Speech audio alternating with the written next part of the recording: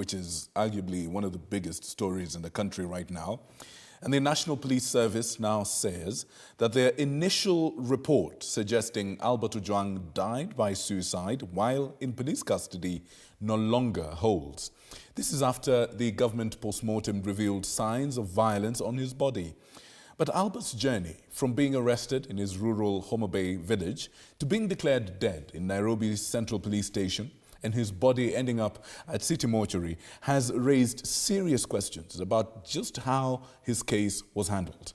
Some Kenyans and security experts are pointing out glaring inconsistencies surrounding Albert's arrest and death.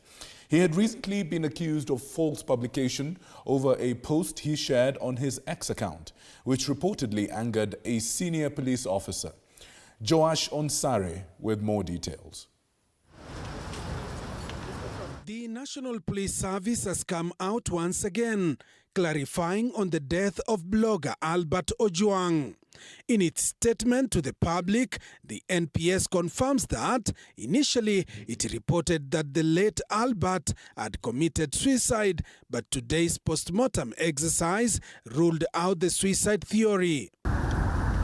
The National Police Service has now assured Kenyans that it shall transparently offer every bit of assistance to the investigative agencies. Even with that clarification from NPS, communication from security agencies regarding the mysterious death of blogger Albert Ojwang from Homa Bay has drawn criticism, with experts calling it inconsistent and careless. This kind of a report going up the ladder of those who are supposed to focus a lot on investigating a matter that has happened speaks a lot to us. That people are hurrying to do their job because of a piece of instruction or an order come from another place.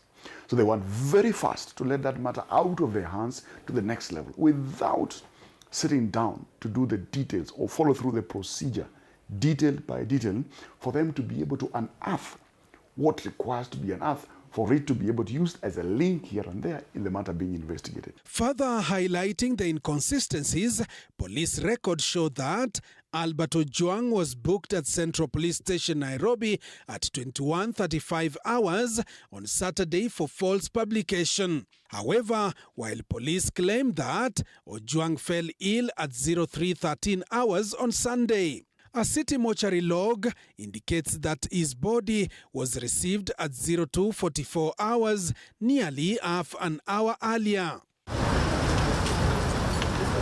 With a recent surge in alleged police abductions, Ojwang's case has fueled public concern.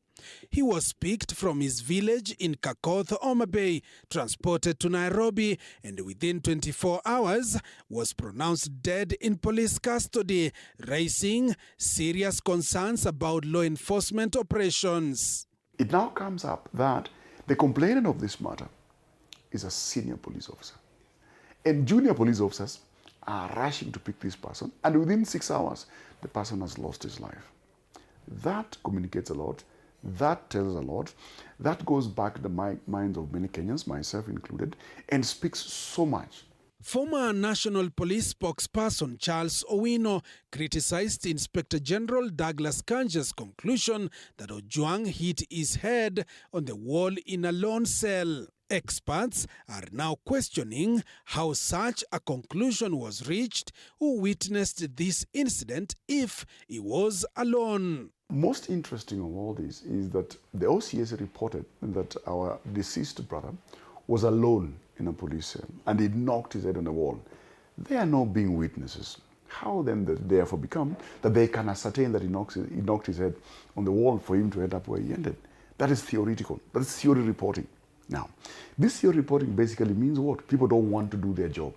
Or the flip side of the coin is that they are covering up for something which they do not want the public to know. With the postmortem report confirming that Ojwang was killed, security experts warn that as long as political interference in security matters persists, meaningful reform remains unlikely. No matter how much capacity and capability we develop, that political aspect of instruction, we know that we work with orders. That will not go away. That's a problem to stay with us forever.